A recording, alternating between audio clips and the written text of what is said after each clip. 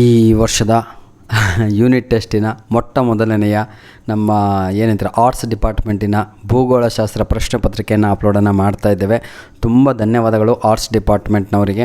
ಯಾಕಂದರೆ first question paper ನಮ್ಮ ಒಂದು ಮೇಲ್ ಐಡಿಗೆ ಕಳಿಸ್ಕೊಟ್ಟಿದ್ದೀರಾ. God bless you. ಈ ಒಂದು ವಿಡಿಯೋ ಆರ್ಟ್ಸ್ನವರು ನೋಡ್ತಾ ಇದ್ದರೆ ದಯವಿಟ್ಟು ನಮ್ಮ ಒಂದು ಈ ಮೇಲ್ ಐಡಿಗೆ ತಮ್ಮ ಬಳಿ ಇರುವಂತಹ ಬೇರೆ ಸಬ್ಜೆಕ್ಟಿನ ಕ್ವಶನ್ ಪೇಪರ್ ಕೂಡ ಕಳುಹಿಸಿ ಕೊಡಿ. ದ್ವಿತೀಯ PUC ಪ್ರಥಮ ಕಿರು ಪರೀಕ್ಷೆ ಭೂಗೋಳಶಾಸ್ತ್ರ ಅಂದರೆ ಜಿಯೋಗ್ರಫಿ ಅಂತ. ಬನ್ನಿ, ಕೆಳಗಿನ ಬಹು ಆಯ್ಕೆ ಪ್ರಶ್ನೆಗಳಿಗೆ ಉತ್ತರಿಸಿ.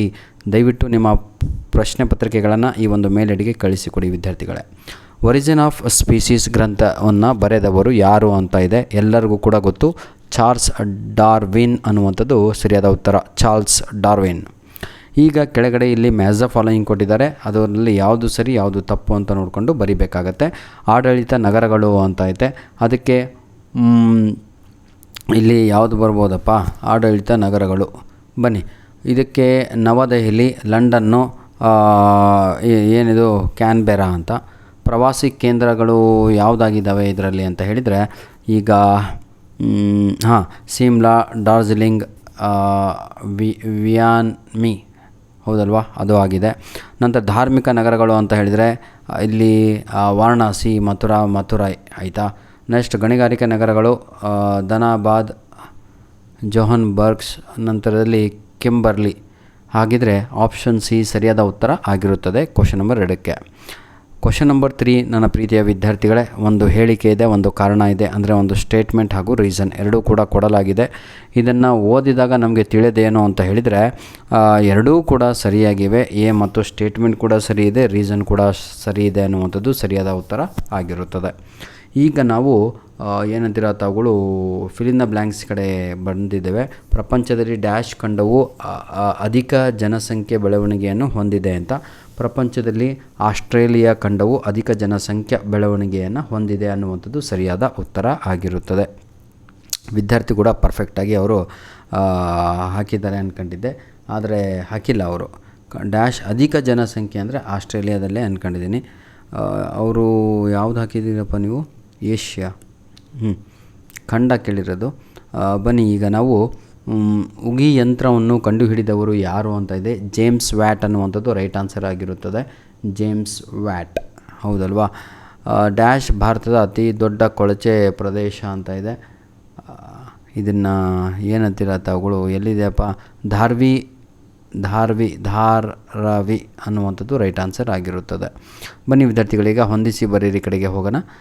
I request everyone please share your question papers to this mail I D my dear children. ಹೊಂದಿಸಿ ಬರೆಯಿರಿ.